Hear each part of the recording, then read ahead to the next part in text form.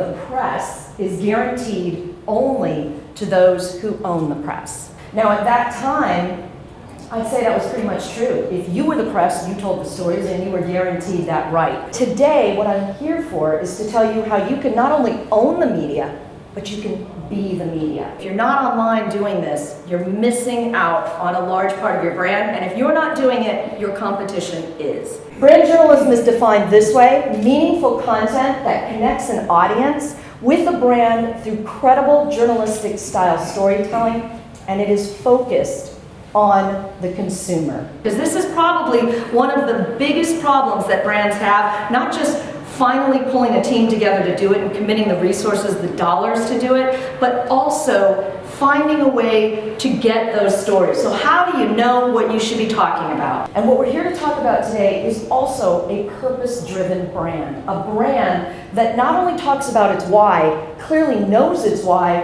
and communicates its why. So this is what leads to what I call my aha moment. But at that time, there were 3 stations. ABC dominated, that was the station that I worked for, CBS and NBC. But nobody was really answering the needs of its viewership. This changed my career forever. 10 Leadership Day.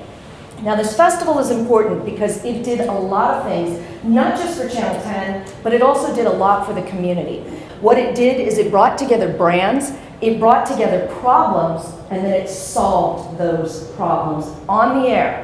It drew 5,000 people in year 1. Now, yes, we have the power of a television station, which brands at that time did not have, right? But today, they can have their own television station. And I'm going to show you 6 case studies where this is being done not only throughout the country, but around the world by brands you will indeed recognize.